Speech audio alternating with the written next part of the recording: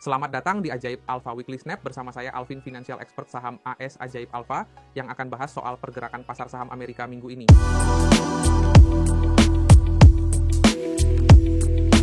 Pasar saham AS bergerak mix sepanjang pekan 18 hingga 22 Agustus dengan S&P 500 naik 0,34%, Dow Jones menguat 1,49%, sementara Nasdaq terkoreksi 0,56%. Namun sentimen berubah positif pada Jumat setelah pidato The Fed di Jackson Hole memberi sinyal kuat peluang pemangkasan suku bunga September yang langsung memicu rebound di mayoritas indeks.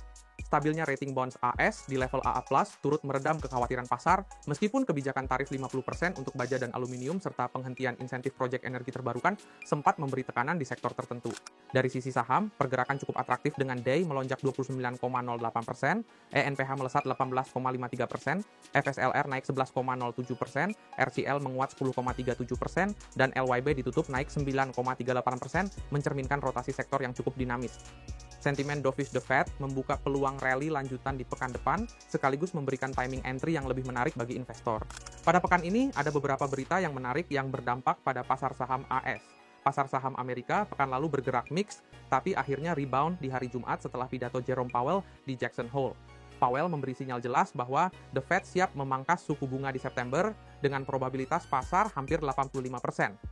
Data terbaru mendukung arah tersebut, inflasi melandai ke 2,7% dan inflasi inti ke 3,1%, sementara pasar tenaga kerja mulai melemah dengan pertumbuhan pekerjaan Juli hanya 116.000 dan pengangguran naik ke 4,2%. Pasar langsung merespons, yield 10 tahun turun ke 4,26%, indeks dolar DXY melemah ke 97,6, dan S&P 500 menguat 1,5%.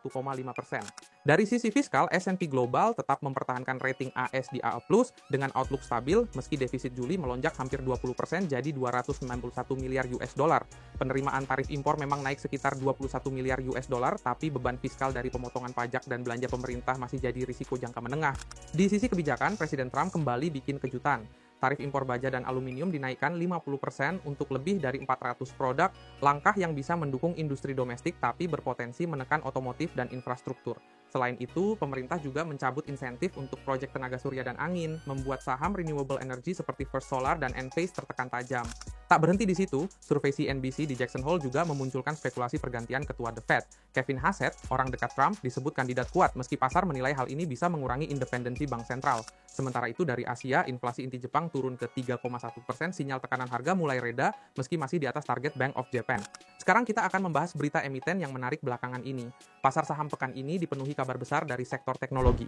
Intel jadi bintang utama setelah pemerintah AS resmi ambil hampir 10% saham senilai 8,9 miliar US dollar ditambah investasi SoftBank 2 miliar US dollar. Kombinasi ini bikin saham Intel melonjak lebih dari 5% dan sudah naik 25% sepanjang Agustus.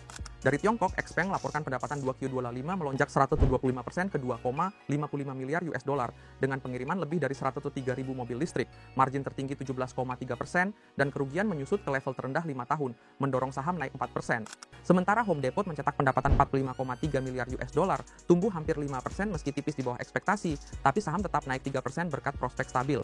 Dan Meta menandatangani kontrak cloud 6 tahun lebih dari 10 miliar US dollar dengan Google untuk ekspansi AI, yang memperkuat posisi Google di bisnis cloud dan optimisme investor terhadap Meta. Sebagai penutup, pekan ini pasar digerakkan oleh kombinasi faktor makro dan korporasi besar. Sinyal dovish dari The Fed memberi harapan pemangkasan suku bunga, sementara langkah fiskal dan tarif baru dari Trump menambah dinamika pasar.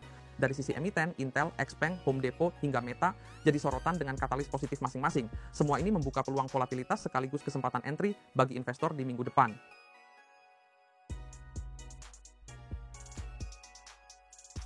Ajaib semua bisa.